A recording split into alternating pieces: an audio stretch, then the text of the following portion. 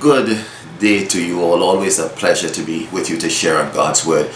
Our readings this weekend on the 30th Sunday in Ordinary Time come to us from Sirach 35, which speaks of a God of justice who listens to the voices of the poor and the oppressed.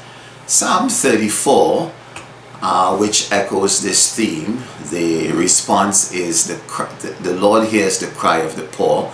The second reading taken from 2 Timothy 4, where St. Paul speaks of his life as being poured out as a libation, as an offering to God, and that is so true of our lives as well. And our gospel reading taken from Luke 18, 9-14, the story of the Pharisee and the tax collector. So let's get on with it. We have with us a rather tricky gospel reading this weekend. It's one of those readings where what seems to be wrong doesn't seem to be that bad after all. And there's several of these readings in the gospel. You would remember, of course, the story of Lazarus and the rich man, where we are told that the rich man feasted sumptuously on food and dressed in fine linen, while Lazarus the poor man lay there at the gate of the rich man and longed to eat even the scraps that fell from his table. Well, we are not told that the rich man was necessarily a bad person. He was probably a man who had worked very hard and who was enjoying the fruits of his success. But in the very next part of the story, we are told that the rich man is in hell and Lazarus is in heaven. Everything has been turned topsy-turvy, and you have to reflect a little more deeply to discover the meaning of the reading. And the meaning, of course, is that it is not so much what the rich man did as what he did not do that condemned him. He did not respond in a spirit of generosity to the needs of Lazarus. We have a similar situation before us, the story of the two men praying in the temple, one a Pharisee and the other a tax collector. The Pharisee prays in a very boastful manner. He says here in verse 11, "I fast twice a week, and I pay tithes on my whole income." And give Jack his jacket. He really did these things. Put in Catholic terms, he attended Mass regularly. He says the Rosary daily. He supports the church financially.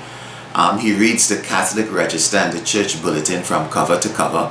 And he keeps up with papal announcements. He is probably a Knight of Columbus. He really is a very good Catholic, a good Jew. He does even more than he was supposed to. According to Jewish tradition, you are only obligated to fast once a year. Well, this man fasts twice a week.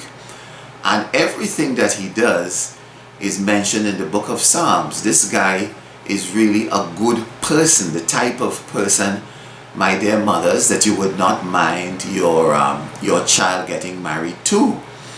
He's not so bad after all. But he's a little bit boastful. But my question is, what is so wrong with that? Who isn't? We all like to sound our trumpet now and then, don't we? We have to dig a little bit deeper here, and I think the key to understanding the passage is verse 10, where he does a no-no. He compares himself to others.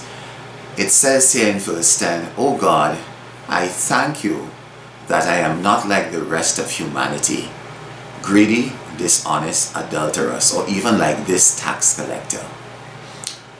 When you go to church, when you pray, there should be no time to look around at other people. It's you and your God. And this line gives us a little window into the heart of this man, who seems to be very nice on the outside. But what we see inside is pretty awful. He suffers from what you might call religious self-righteousness, something I think that afflicts all of us. The feeling that we are more righteous than others. And we all do it. The rich despise the poor, the learned despise the ignorant, the strong and healthy despise the weak and ailing, the devout despises the irreverent. The list goes on and on. There's a kind of an in-group, out-group mentality that sometimes afflicts some religious people. It's a kind of arrogance that perpetuates itself by constantly criticizing others. These people are always finding fault because they belong to a superior class. And it's not just the feeling that you are right and others are wrong. The Greek word used here is the word ithothios, and it means to regard others with scorn or contempt, to hold someone to be of no account, which is a pretty terrible thing when you come to think of it. When we treat people with contempt, we deny their human dignity before God. We are telling God, you see this human being that you created? Well, that person is worth nothing. And thank God I am not like them. Which is an awful sin. You are criticizing God. You are abrogating to yourself something that only God has the right to do. It is the height of arrogance. It is not, it was, I remember a few years ago when we speak about this kind of religious self-righteousness. I was just about to start Mass on a Saturday evening, and suddenly a car pulled into the parking lot outside the church, tires squealing, music playing very loudly. And a girl stepped out. She slammed the door, and she was wearing a short skirt and a tight-fitting top. Her hair was dyed green, and piercing and tattoos everywhere. And we all stared as she made her way to the front door. Some of us, I guess, stared in a very disapproving way. But she walked right by us in a kind of defiant way. No one made an attempt to greet her, and she sat at the back of the church. Now, I don't know what brought that girl to Mass that Sunday. Maybe some feeling that her life was missing something. And surely, instead of staring and judging in our self-righteous way, we could have made an attempt to reach out, to smile, to say, hello, how are you? Can I take you to your seat? Are you from the neighborhood? Instead, we all stared, and the ushers made no attempt to greet her. Well, we never saw her back in church again. So we must be careful. We must pray to remain humble before God and recognize the dignity of all human beings, especially those that we disagree with and those whom we treat with scorn.